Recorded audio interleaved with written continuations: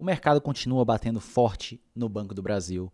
Sabemos que o lucro no último TRI caiu fortemente, que os lucros dos próximos trimestres podem cair também, mas será que precisava disso tudo mesmo? O mercado quer que você venda suas ações e muitos de vocês, investidores, não vão aguentar a queda e a volatilidade e podem vender sim suas ações lá no fundo do poço. Vem comigo que eu vou te falar mais sobre algumas perspectivas do Banco do Brasil e o que você não deve fazer nesse momento. Bem-vindos ao canal Relatos do Investidor. Meu nome é Thiago Cardoso, sou analista CNPI. Lembrando que nada nesse vídeo é uma recomendação de investimentos. No vídeo passado sobre o Banco do Brasil, vou deixar ele aparecendo aqui em cima para vocês que não viram, eu falei um pouco a respeito dos ciclos do Banco do Brasil, a forte relação que o Banco do Brasil tem com a taxa de juros, que é essa aqui em azul, e a forte relação que o Banco do Brasil tem com as commodities, principalmente a soja, que é essa aqui em vermelho. Podemos ver que, no exato momento, nós temos as duas coisas acontecendo ao mesmo tempo. Commodities caindo, commodities agrícolas, soja principalmente, e taxa de juros altas. Em todos os momentos que isso aconteceu, o ROI do Banco do Brasil foi dizimado alguns trimestres depois. Acredito que isso pode acontecer novamente, mas lembre-se, não é o fim do mundo, o banco vai se recuperar, crises passam, empresas boas continuam. Podemos ver aqui alguns dados em relação ao preço sobre lucro, em azul, ao ROI, em amarelo, e ao preço sobre valor patrimonial, em laranja. Podemos ver que hoje o Banco do Brasil está cotado a um preço sobre lucro de 4 vezes, em relação ao seu lucro gerencial. Muitos de vocês vão pegar o investidor 10 e tudo mais, e lá vai mostrar um preço sobre lucro muito maior que esse. Vai estar 5 alguma coisa, acho que está 5,6 lá. Lembre-se, lá está o lucro IFRS, com alguns ajustes. E muitas vezes ele vai para baixo, esse lucro. Então, aqui nesse site, o Conf, ele coloca o lucro gerencial, o que dá uma perspectiva mais realista sobre o indicador. Podemos ver que 4 vezes, as últimas vezes que aconteceram isso foi 2022, no crash do Covid 2020 e lá em 2015 e 2016, crise de 2008 e em 2014. Poucas vezes aconteceu esse mesmo PL. O ROI, podemos ver que esse ROI ele não vai se manter em 18, provavelmente com a queda do lucro que o mercado já espera, por isso que ele vem batendo forte nas cotações do Banco do Brasil. Podemos ter um ROI para 2025 por volta de 16% de ROI. Então, acredito que o ROI vai cair para essa faixa aqui. Então, podemos ver que nos períodos anteriores, o retorno sobre patrimônio líquido do banco chegou em níveis muito baixos em 2021 e em 2017, e não mais aconteceu isso. E em relação ao preço sobre valor patrimonial, podemos ver que está em 0,7. Está mais ou menos isso aqui mesmo. Está em 0,68, se não me engano. Podemos ver que ele está um desvio padrão abaixo das suas médias históricas dos últimos 20 anos. Percebam que a média histórica, a mediana aqui no caso, a mediana é de 1,1 de preço sobre valor patrimonial. Então ela tira as distorções, como aqui foi uma distorção muito alta, ela retira isso e podemos ver que estamos nos mesmos níveis de 2022, 2016 e nos crashes, né? Do Covid, e nem no crash de 2008 aconteceu um preço sobre o valor patrimonial como esse. Então, podemos dizer o seguinte: no curto prazo o Banco do Brasil vai subir? Não, não vai subir. Provavelmente o mercado vai ficar batendo nele até realmente os resultados melhorarem, a inadimplência melhorar. Mas qual é o viés aqui? Muitos investidores, infelizmente, têm um viés de somente curto prazo. Eles não conseguem ver seu patrimônio cair por conta da oscilação no mercado, que é natural. Isso gera várias janelas de bons tempos de aporte. Para e pensa, quantas vezes o preço sobre o valor patrimonial do Banco do Brasil chegou nesses níveis? 4 vezes nos últimos 20 anos. Então, o que podemos entender aqui? Outra janela de grande oportunidade pode estar se abrindo. Isso quer dizer que o Banco do Brasil vai subir? Isso não quer dizer que o Banco do Brasil vai subir no curto prazo. O que o investidor tem que entender é que ele tem que ter paciência e acumulando esses papéis aos poucos em momentos ruins como esse, que pode ter certeza, muitos investidores que compraram lá em 2015 ou até em 2022 ficaram muito felizes com isso. Eu comprei todas as minhas posições em Banco do Brasil nesse momento em 2022. Só em dividendos eu praticamente já tive um retorno de quase 100%, mesmo com essa queda toda. Estão entendendo? E isso em um período bem curto. em menos de 4 anos. Então, é aquela história. Muitos investidores se olham apenas para o que está acontecendo hoje na renda fixa e falam: ah, mas a renda fixa está pagando 14%. Para que eu vou ficar no risco no Banco do Brasil? Mas lembre-se, da mesma forma que essa renda fixa não vai pagar isso para sempre, porque mesmo que você tenha comprado um título pré-fixado, ele tem um vencimento. E quando acontecer esse vencimento, você vai ter que se expor a um risco que a renda fixa tem, que muitos ignoram, que é o quê? O risco de reinvestimento. Muitos investidores, eu percebo que eles ignoram esse risco. Eles falam, quando a renda fixa parar de pagar alto, eu vou para a bolsa. Mas o que acontece? Quando a renda fixa parar de pagar alto, a bolsa já subiu muito. E não tem o que fazer.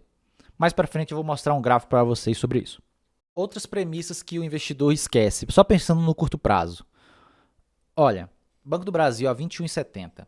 O ROI projetado dele, bem pessimista, com 28 bi de lucro, 28 que eu coloquei, seria de 14%. Se voltarmos, vocês vão perceber que poucas vezes esse ROI foi de 14%. Lembre-se, isso aqui é um desvio padrão abaixo da mediana. Percebam que poucas vezes caiu de 15,39%. Poucas vezes, apenas 2 vezes nos últimos 20 anos aconteceu isso. Então podemos acreditar que nem sempre isso acontece, não é mesmo? Então voltando, 14% de ROI bem pessimista. Vamos fixar que esse ROI vai ser o mesmo para daqui 10 anos. O mesmo ROI. E vocês viram no gráfico anterior, esse ROI não vai ficar assim para sempre. O período ruim acaba e o ROI melhora. E quem estava posicionado nesse ROI tem um lucro muito melhor, um retorno muito melhor. Fazendo os cálculos de retorno em relação ao ROI e aos dividendos, cheguei numa conclusão que hoje, num cenário bem pessimista, o Banco do Brasil entrega um IPCA mais 10,6%, com IPCA de 6%, que geralmente é até um pouco menos que isso. Isso é um prêmio de risco de 46% em relação à NTNB. Aqui eu coloquei a NTNB principal, que é o Tesouro IPCA com juros semestrais. Porque muitas pessoas querem os dividendos e tudo mais, só para pegar uma ideia. Hoje, esse Tesouro IPCA entrega IPCA mais 7,26%. Então, o prêmio de risco que está atrelado ao Banco do Brasil está 46% a mais de retorno em relação a isso aqui. Isso no cenário pessimista. Aí aqui um cenário um pouco otimista, que também é o mesmo esquema. Vamos supor que o Banco do Brasil vai ter um ROI médio de 16% pelos próximos 10 anos. O desvio padrão para baixo nos últimos 20 anos foi de 15,25%. Vou até voltar para vocês. 15,26% é o desvio padrão dos últimos 20 anos. No cenário mais um pouquinho otimista, né? Não é tão otimista, seria um cenário mediano até. O Banco do Brasil pode gerar um retorno de 13,25%. Isso aqui vai ser só em dividendo? Não, isso aqui conta com o dividendo que você recebe e, além disso, o reinvestimento que o banco faz nele mesmo. Porque, como muitos investidores já sabem, o Banco do Brasil, ele nos últimos anos pagou por volta de 40% do seu lucro líquido e reinvestia 60%. Então, esse reinvestimento vai gerar com que cada vez mais os dividendos vão crescendo. E lembrando, isso aqui é um cenário estático, não é mesmo? Um cenário estático. Então, isso entregaria um IPCA mais 13,25% no cenário um pouco mais otimista. E percebam, 83% de prêmio de risco. Para um cenário que pode acontecer sim nos próximos anos. É aquela história. O Banco do Brasil todo ano vai te retornar isso? Não. Porque o mercado não funciona assim. O mercado vai oscilar, ele oscila com o tempo. E aqui está a média. Em momentos, o mercado vai precificar muito mal o Banco do Brasil, em momentos vai precificar muito bem, em momentos vai precificar mal e em momentos vai precificar bem. E isso sempre vai acontecer no mercado financeiro em ações. É isso que o investidor de ações tem que entender, que essas oscilações são normais. O lucro não vai subir reto para sempre. Ele vai ter algumas quedas. Pode acontecer com o Itaú também daqui a um tempo, não sabemos. Por isso que é renda variável, por isso que o mercado exige um prêmio de risco.